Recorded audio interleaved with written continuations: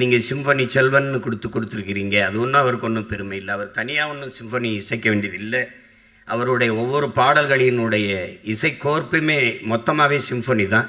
உங்களுக்கு ஐயம் இருந்தால் தளபதி படத்தில் வரல, சுந்தரி கண்ணால் ஒரு செய்தி, அந்த பாட்டை நீங்கள் வரிகள் எடுத்துக்கிட்டு அவர் இசை கோர்த்து அந்த இசையை தொடங்கி ஒவ்வொரு இடத்துலையும் போகிறத தனியாக கண்ணை மூடி கேட்டிங்கன்னா அதுக்கு பேர் தான் சிம்பனி.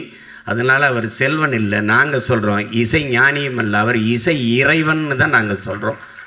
ஏன்னா நீங்கள் இறைவனா என்னென்னா, நீங்கள் ஒரு நகைச்சுவை படம் எடுக்க வருவீங்க, அதுக்கு ஒரு இசையமைப்பாளர், சிலது இந்த திருள் படம்பாங்க, அதெல்லாமா சொல்லுவாங்க, அடிதடி படம், ஒவ்வொருத்தருக்கும் ஒரு இசை. இதுக்கு இந்த படத்துக்கு இவர் தான் இசையமைச்சா சரியாக இருக்கும். இந்த படத்துக்கு நீங்கள் எங்கள் அப்பா மணிவண்ணன் எடுக்கிற குவா குவா படத்துக்கும் எடுப்பார், விடிஞ்சா கல்யாணத்துக்கு இசையமைப்பார், 100வது நாளுக்கு இசையமைப்பார், அதே மாதிரி கோபுரங்கள் சாய்வதலைக்கு இசையமைப்பார். எல்லாம் ஒரே இசையமைப்பாளர்னால் நீங்கள் நம்ப மாட்டீங்க. ஏன் இறைவன்கிட்ட என்ன கேட்டாலும் கொடுப்பார். அவன் நல்ல வந்தாலும் வாழ்த்துவார், கெட்ட வந்தாலும் வாழ்த்துவார், குழந்தைக்கு வாழ்த்து, பெரியவங்களுக்கும் வாழ்த்து, எல்லாருக்கும் வாழ்த்து, உயிரோடு இருக்கவனுக்கு வாழ்த்து, செத்தவனுக்கும் வாழ்த்து, எல்லாருக்கும் வாழ்த்து.